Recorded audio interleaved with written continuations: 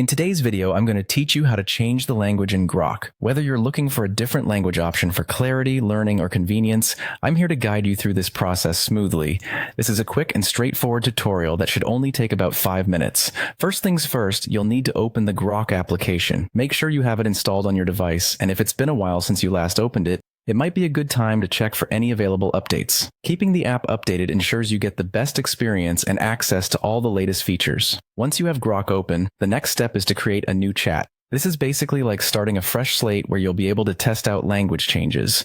Look for the option to start a new chat, usually represented by a plus sign or a new chat button. Go ahead and click that to get started. Now that you have a new chat open, it's time to specify the language you want to use.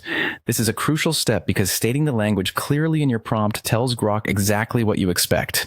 Make sure to explicitly specify your desired language in the chat prompt. You can do this by typing something simple like, "Let's chat in Spanish," or "I want this conversation in French." This step is your opportunity to ensure that all future interactions in this chat thread will be in the language you've chosen. At this point, it's worth noting that Grok supports multilingual input and output, which means it can handle more than one language interchangeably. This functionality is perfect if you're bilingual or learning a new language, as it allows you to switch between languages seamlessly. So feel free to test this out by entering prompts in different languages and see how Grok responds.